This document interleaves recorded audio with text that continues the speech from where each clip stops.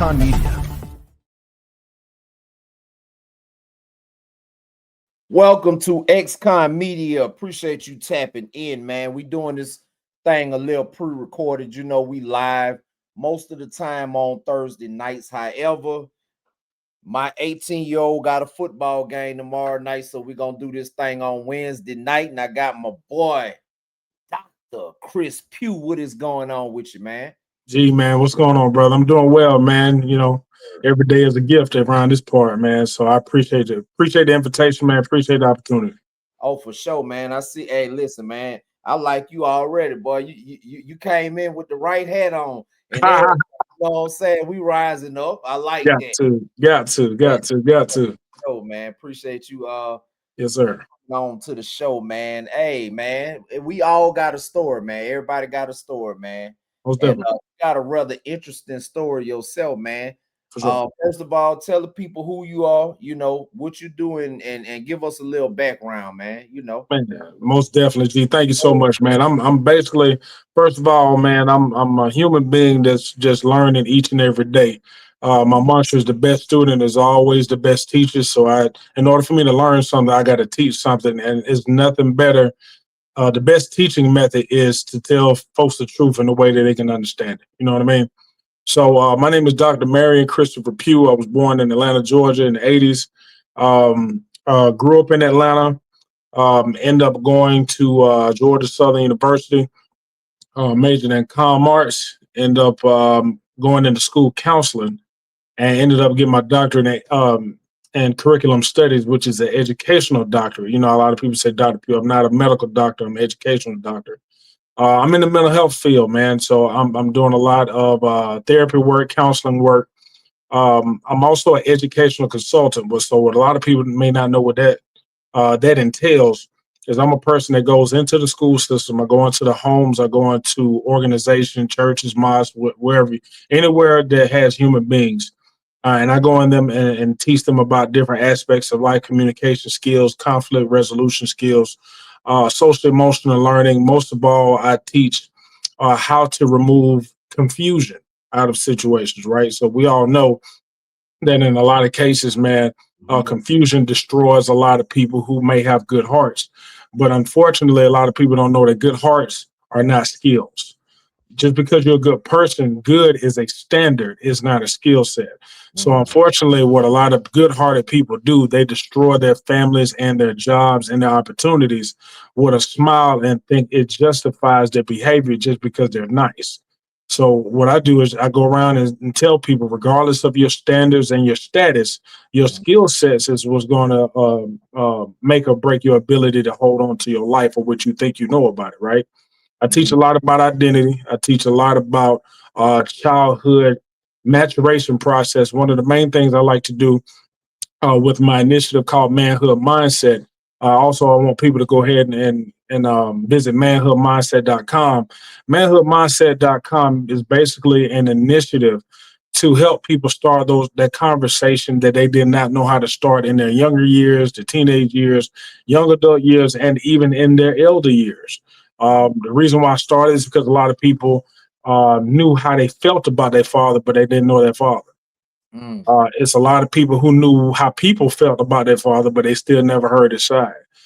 There's a lot of people who hear about men and talk about men, but they never know how to talk to men. Right. So, and these even include men, because you got a lot of men who only heard about their father and they drew conclusions, and now they're trying to figure out who he is through the lens of other people. So right now, manhoodmindset.com is an invitation for people to have an honest conversation. It is not a gender war based initiative. It's not one of those things where somebody's always wrong. Right now, we try to look at the problem, find a solution instead of win the argument. That's basically that's my approach to a lot of different things, man. So I have a mental health background, man, and I'm also a comedian. I love the arts, man. And one of the things that when we had our first conversation, G, I told you how hip hop and the arts affected me. So I grew up off hip hop and comedy quite a bit. The first artist I ever knew was an artist was Richard Pryor, right? And then my first hip hop album was Public Enemy, and it was a single called Can't Trust It. So you know what I'm saying? So I got introduced to hip hop thinking, learning, questioning things, and learning about history, because the stuff that Public Enemy was talking about, it wasn't just partying, man. They were trying to let me know what's going on and how to conduct myself. There was a warning.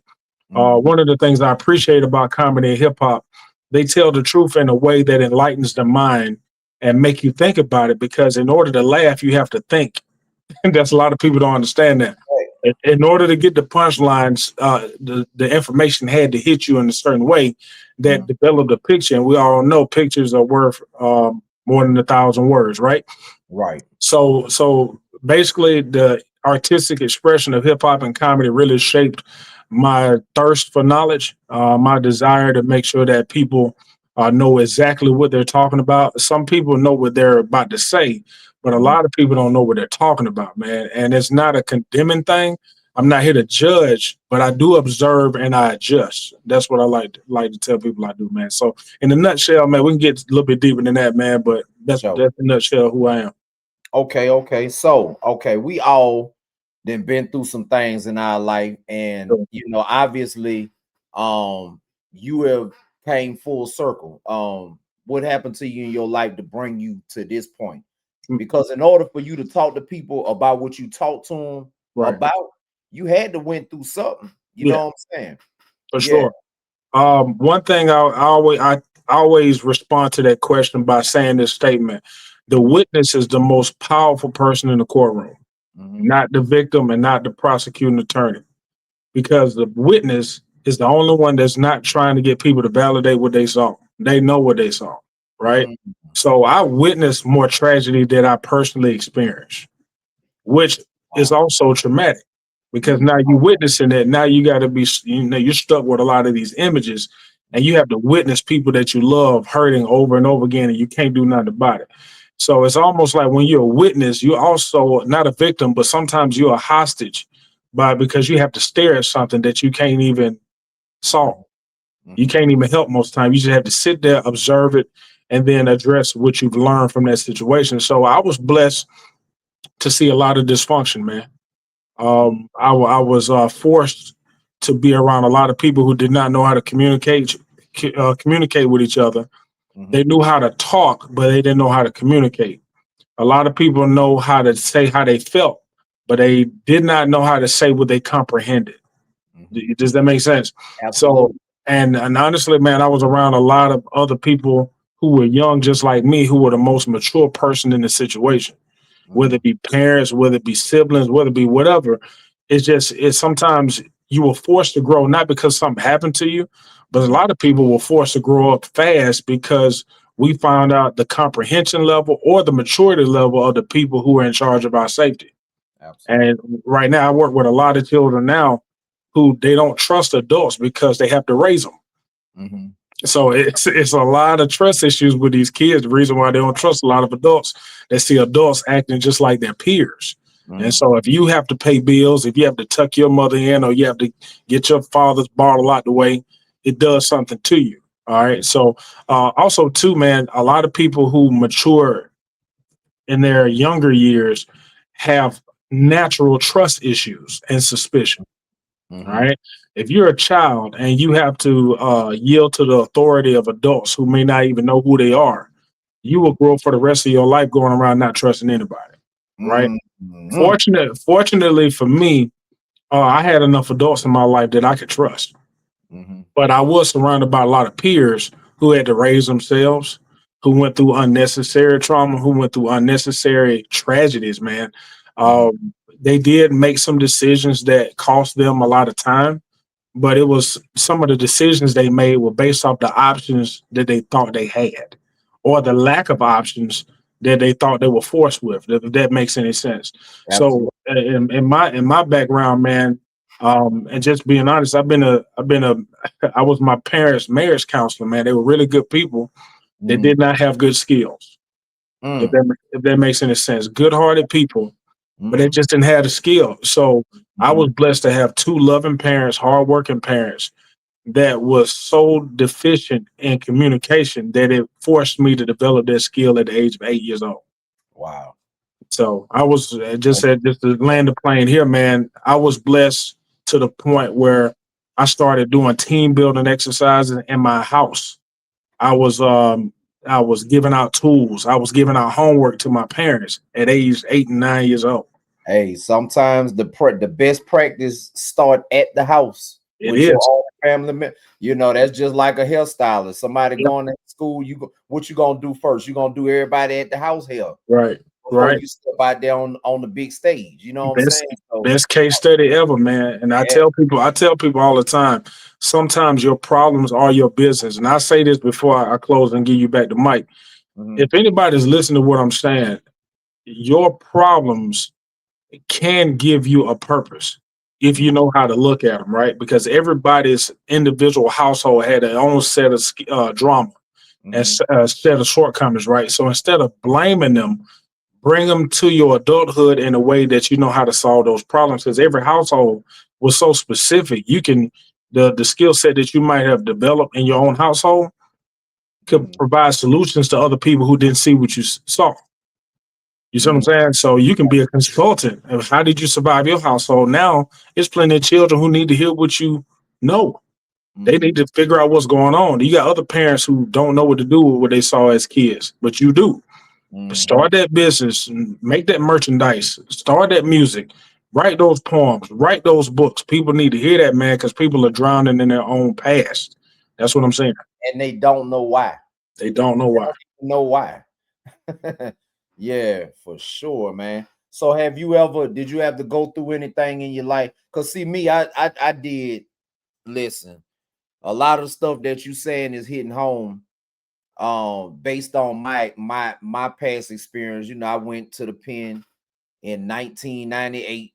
You know what I'm saying? I didn't come out till 2014. Hmm. You know what I'm saying? Have you ever been in any kind of trouble, incarcerated, or listen, it does not even matter how long. Like if you went in Right, for a week and made right, bond, you know what I'm saying? right, right. All automatic.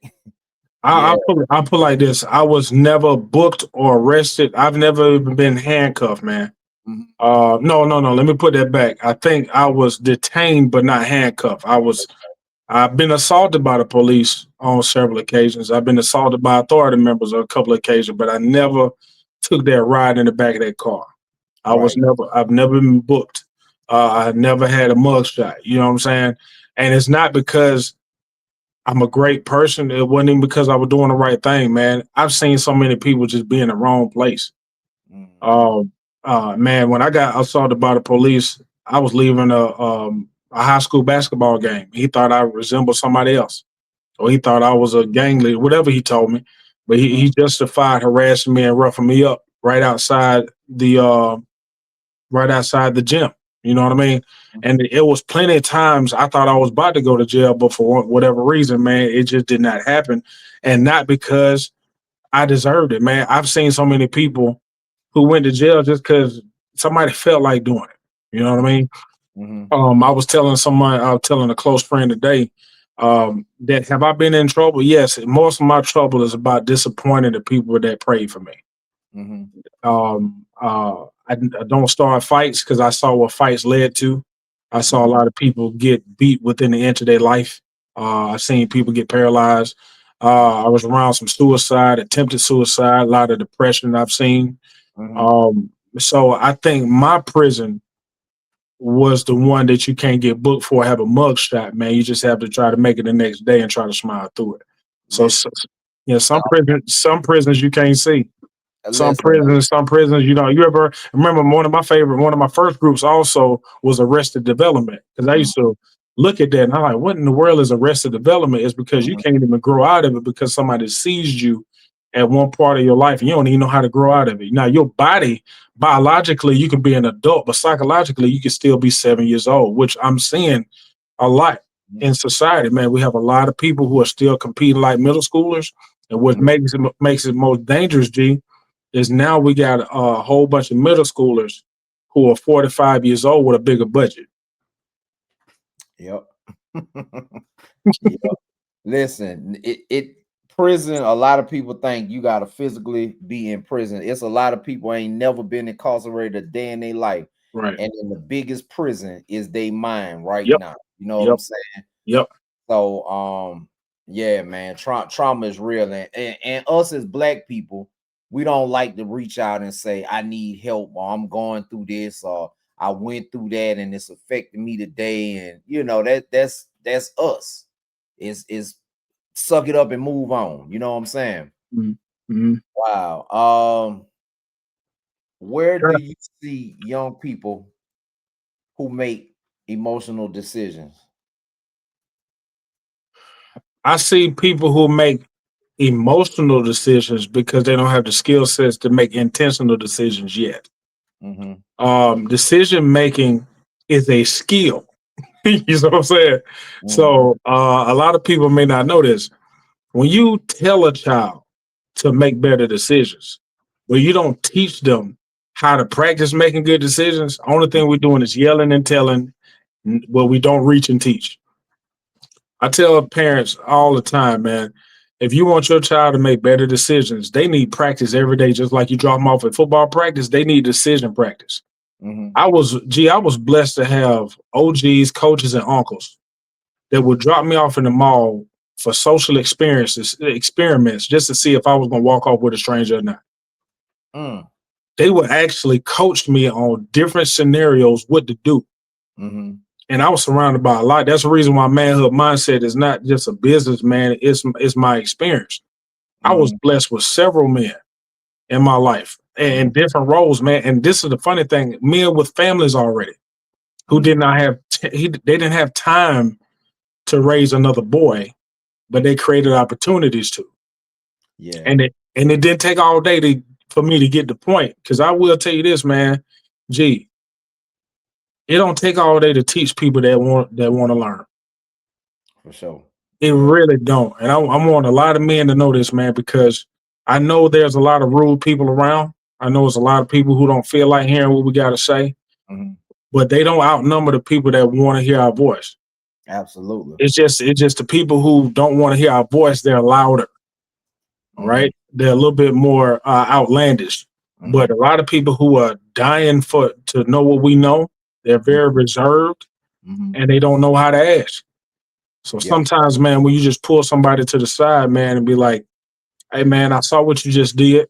I ain't gonna judge you, but I am gonna nudge you in the right direction." So Mm-hmm. these kids making these emotional decisions, the biggest thing is they're watching adults do it who grew up biologically but never grew up psychologically. Correct.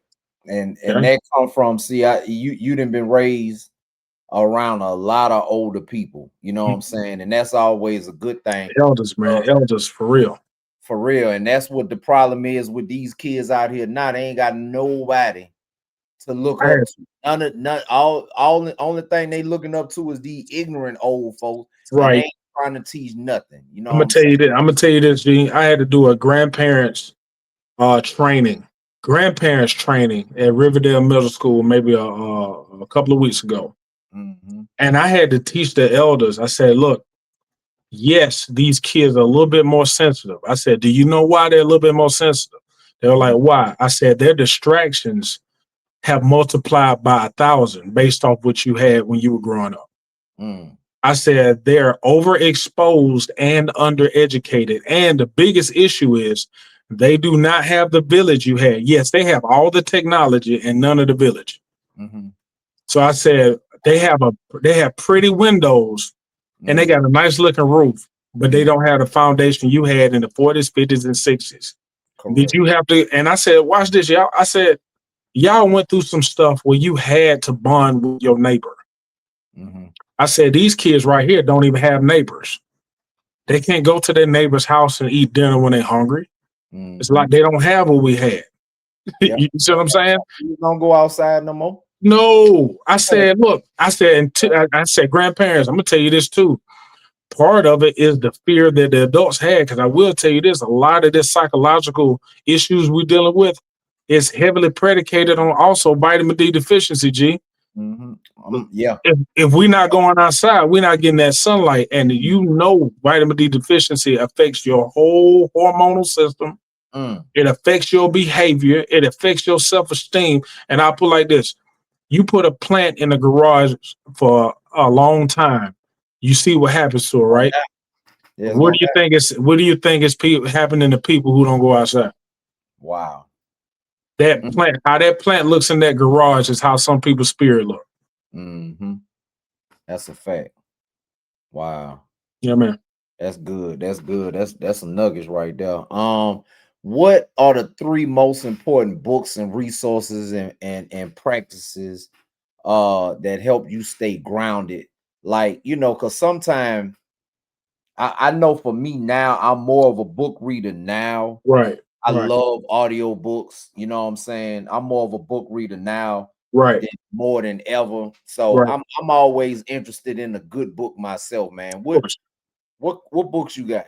Uh I'm gonna tell you, I'm gonna start off with the library. I would highly suggest people read the Bible and the Quran first, mhm, mhm, not for the religious text, but for the case studies. And I'm gonna say case studies right now, right? A mhm, lot of people don't know is they are filled with laws. The Bible and the Quran are filled with laws. So mhm, when you start looking at case studies about what people actually went through, it's almost like this. You know how people go through SAT prep and they mhm. got case studies in there? For And it's sure. not based off what you believe and what you sing Right, on Sundays, but the case study will let you know about patterns on the test, right? mhm. So I look at the Bible and the Quran like rubrics Makes for the sense. test of life. And I said, look, Mhm, you don't have to believe it as a religion. I said comprehend it as a test. Look mhm, at the test that a lot of people failed that's in those books, man. Read it and have a discussion with somebody about the choices they made that you probably don't want to repeat. mhm. I said, if you just start there, man, the and the Quran will look totally different instead of rejecting it because you don't like what somebody told you about it. You know what I'm saying? So Wow. I always start there because it's an old book, and plus the Bible is a library. It got several books in it. You know, Mhm, look up the Bible, look up the Apocrypha, look up all the books that were taken out. Look up the original language, man. Look up Hebrew, look up Greek. Try to learn some different languages because right now, if I'm reading something that was translated, I'm going to lose some context. So just because I know the Bible in English don't mean I know the Bible. You know mhm. what I'm saying? Yeah. Yeah. The So, and I translation was changed all kind of ways. right, right. But I Yeah. can't judge it because I don't know the original language. So I'm not Mhm, finna just be so suspicious to the point I just missed the chance to learn some information. Because there's mhm, still some good information in there. Because all of those all of those texts, those historical texts, they include life experiences. So what I ask people to do is when you read the Bible and the Quran, ask yourself, what have you seen that mhm. mirrors what you're looking at? Then it'll start making sense because if you're just looking at it as a story instead of a mirror, then the comprehension may change. You understand what I'm saying? Listen. So yeah, man. Because you can, I put like this, man. One of the things that has helped me and is currently helping me is when Mhm, I put myself in the shoes of the Bible character that I'm reading about. mm, I have to see myself as Abel. You know what I'm saying? I have to see myself as Adam. And some mhm, of the times that I've repeated Genesis over and over and over again. You have to mhm, see yourself as Joseph and his brothers when he made a mistake and told about his dream or his prophecy, mhm, and they ended up selling him into slavery. A lot of people, we I put like this, bro. When you really look at the Bible and the Quran, man, and they start complimenting each other quite a bit, you'll mhm, start seeing that all the isms that we dealing with, capitalism, racism, sex, all the isms, mhm. all of it started with a family member. All of them. All of it started with a family member. Before you go outside your family talking about what other people did, and I'm not one of those people that tell you to ignore life. I know for a fact what we're looking at. But if you don't start at the root of the tree, you're going to be confused by the fruit of the tree. That's what I always tell people. If you don't understand the root of a tree, because the Mhm, root of it is people just do not like favor, bro. Favor is hostile. And it talks about favor over and over again. Everybody who got favor, they were mhm, met with a lot of obstacles. And mhm. if you don't understand that, you'll be worried about your haters instead of the spirits you're gonna have to fight. Right. See, spirits love it when we talk about how many haters don't like our car. The spirit don't care about no car. Mhm, Them spirits don't care about what you got, but they want you focused on people, so you'll never see them spirits coming.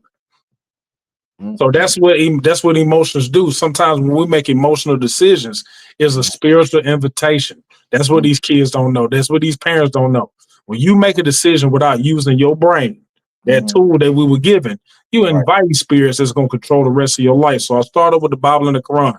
That's The right. second text that I highly suggest everybody read, it don't matter your race, you need to read The Miseducation of the Negro by Carter G. Woodson. On There's it. it's an audio recording on YouTube. Sit back and listen to it. But I promise you this, it helps to read it because you got to see those words. Sometimes when we're listening to audio, the Mhm. reason why reading is extremely important because it will test your patience. Mhm. That's why I ask people, audio is good, but to Mhm. sit down and read something, you're naturally going to be sleepy. You're going to be tired. But if you can persevere through that emotion of, I don't want to read this, because I will tell you, Carter G. Woodson will say some stuff. He said some stuff in that book in 1933 that and that 2033 has waiting for us. He said it then, and it's very uncomfortable to read it because it's embarrassing. Mm. Because it is embarrassing. That's the reason why I want people to read it. Get it first, read it, and when you hit that first page, you're gonna be so disgusted with yourself. Not in a blaming, Mhm. not that it's your fault, but you be like, this book been around this long, like, And I ain't got it and I yet. ain't Don't got it. worry about it. I'm gonna be on it. Don't So I'm saying, I'm looking for it right after the broadcast. Don't please worry do, about man, please do. it. And that last book I would suggest, well, second to last book, buy anything from Dr. Naeem Akbar. Dr. Naeem Akbar is a black psychologist I had to study in my master's level and my doctoral level degree. Mhm. He has this book called Know Thyself. It's one of the best books I ever read in my life. And Yeah. it's very short. The reason why when I wrote my book, The Thriver Kit, I looked at his book. His book was very short because it don't take all day to tell the truth. It really don't. It don't. It really don't. So he has one called Breaking the Psychological Chains of Slavery. He got many books. Mhm. Breaking the Psychological Chains of Slavery, Mhm. Visions for Black Men, and Know Thyself. I would call those the three kings of Dr. Naeem Akbar for me. Okay. Okay. Okay. Last but not least, and to me most impactful recently, Mhm. is Dr. Neely Fuller. He's an ancestor now. He passed away earlier this year. This Mhm. gentleman's name is Neely Fuller Jr. He passed away in his 90s. This man is I would say, savant on logic. He just taught logic, but he used racism and white supremacy to teach you about how to stay logical. Mm. So we're in a very emotional world right now, but Mhm. he broke it down. I'm talking about this man been in the army, he been all over the world. Brother, he broke this down, and I asked people to go to producejustice.com. That's his website. Okay. They need to order anything on their website because he made up his own dictionary for words that didn't have clear definitions. And he wrote a book on what to do when you're met with the spirit of confusion. Mhm. That's literally what his whole thing was. It was basically it's a textbook workbook on logic. It's a counter racist code system concept of Mhm. what to do when you're faced with racism and white supremacy. It was one of the most intellectual yet simplified codes I've ever seen in my life, and that's who I did my dissertation on. Dr. Nita Fuller Jr. and Frances Cress Wilson. Oh, For you know Dr. that. Frances Cress Wilson, she wrote Mhm. ISIS papers, which Dr. Wilson, she explained why we're going through it, and Dr. Fuller explained what we're going through. So Mm. she went through the why. This is why they're doing it. And Nita Fuller said, this is what they're doing. And this is what you're supposed to do to counter it. It was the best thing. That both of them were like Magneto and Mystique to me. Oh, Couldn't it sounds stop it. out. Listen, Couldn't stop it. soon as I finish, I'm hunting them all down. Don't Yeah, worry about it. for sure. I need that. Yeah. Yes, sir. Yes, sir. Wow. Okay. So tell us a little bit about what you got going on and what 2030 is 5 years away. For sure. Where you want to be in 2030? Man, I actually want to be in several different countries showing people how not to push their father out of their families. I want to show people how to communicate effectively without using their emotions as a justification of destroying your own people. Hmm. When I say your people, I ain't talking about your race. I'm talking about the people that you actually love. No matter what their skin color, no gender, whatever class, whatever. Don't let your feelings destroy your future. Your feelings can be validated, but they should never ever become your representative. I just had to talk. I had a person the other day, and this is what I want to do. First of all, I want my clothing line to be just as popular as Nike and Reebok. And the It's not a pants. sports line, man, but I'm finding out how many people just do not know how to communicate effectively. And I want to do that with my clothing line. So if you don't know what to say, I'll say it for you. Just wear it. You see what I'm saying? Yeah. Just wear it. I say Yeah. it. You just wear it. So that way, and also too, man, my clothing line is about diffusing conflict. It's basically understanding constructive conflict without unnecessary conflict. You see what I'm saying? So I want my clothing line to be insane. I want my book to be all over the world. Honestly, my main goal in 2030 is to have my book, the Thriver Kit, the best teachers, always the best student. I want that in every school district in the United States. Oh, for sure. You know, I know that's a lofty goal, man, but I want people to have that book. I had a middle school student and I went to Cedar Grove High School, man. And I had high school, a high school student tell me the other day, I read your book because I had to speak at the half cap ceremony in the spring. And they said, I read your book. I said, what did you think about it? She said, I gave it to my friend because she needed to read it. And I said, when a high school student reads your book and give it to a friend, that's the best compliment anybody can give. It ain't all over the world, but that one person said, I read it, it helped, and I gave it to somebody I cared about. When you give a book to somebody you care about, that means that book did what it was supposed to do. Yep, I gotta go get that one too. Then, Got yeah, it. Got to do it. Got to yeah. do it. So that's pretty much it, man. I want to be consulting. My podcast things are going up. I'm a family man, so I don't want to leave my family to feed them. So I want to be well taken care of, but I also want to serve as many people as possible without stretching myself too thin, man. Because I was born to be a family man. I joke all the time. I was born to be a husband and a father. Right. It was in my DNA. I knew it since day one. All of my mentors were husbands and fathers. I was raised by husbands and fathers, so that's all I know. That's my culture. So I want to keep my family intact. I want to be healthy, man. I want to be financially astute, but I want to be financially impactful too. I don't want to just I want to have income. I want to have outcome. That's what a lot of people may not know. I want a lot of financial outcome. That's what I want. So, but yeah, just keep writing.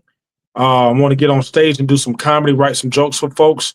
But I want some edutainment type jokes. I want to make something funny that was not funny at all without making it unclassy or trashy or anything like that. I ain't the most cleanest dude in the world because I don't want nobody to get it twisted. I grew up off 8-ball, MJG, UGK, 3-6 Mafia. You see what I'm saying? I grew up. Yeah, I am. Listen, UGK. yeah, Yeah, man. put like this. I tell people I am not a role model. I am that I am. You can use what I am. You know, I don't need a label because labels can affect you psychologically because you can end up living up to something you weren't even supposed to adhere to. You know what I mean? Being a good man is not good enough. And I'll land the plane here, man. One of the biggest things I want a lot of us to do, a lot of us have been living to be good people, but a lot of us don't know that good people don't have a name. People have a name, bro. Good is subjected to how people feel about you. Never ever label yourself with something that is subjective. That's the key to a lot of depression that I'm seeing. There's a lot of people like, what you want to do? I want to make people happy. I want to be a good person. I said, well, who are you then? I want to be a good person. Say your name. Because that's the reason why a lot of people want to find themselves is because they hid themselves by labeling themselves. And honestly, too, I don't know who hearing this, Doc, but a lot of people want to be a good person out of safety, not out of sincerity. They're doing it because it's safe. And honestly, living your creed and living your purpose is one of the most dangerous things you could do. Look at the Bible, man. Everybody who lived their purpose, it wasn't safe. Right. It wasn't safe. That's a fact. That's a fact, man. That's powerful. I'm gonna have everything in the description listed below, man. You want to give your social medias, you tell them where they can find your book. Just Yes. Tell people where they can find you. Yes, Plug sir. Yes, yourself sir. in, man. So people can go directly to manhoodmindset.com. So we have a lot of people who want their scholars to get some coaching, some therapy, or whatever you want. Go to manhoodmindset.com. My apparel shop is on there. You just go to the menu and hit shop. My book is on there called A Thrival Kit. The best teacher is always the best student. On social media, you can reach me at Manhood Mindset on every stretch of the imagination. You go to Twitter, go to Facebook, Manhood Mindset Consulting on Facebook, and you can go on LinkedIn, type in Manhood Mindset. So it's just one of those things where you type it in, I should pop up. The biggest thing I want people to do, G, is I want them to go on Google. Go to Google and look at the reviews, right? And if honestly, I always ask people, if I said something that inspired you, go to the reviews and type something in that'll help somebody else, right? Because a lot of people, I can send in a proposal and tell people how good I am or what I want to do, but people look at reviews and they believe with testimonies, right? So I always say, man, if you don't think I'm telling you the truth or you don't believe what I'm saying, good, because you probably don't need to believe me no way.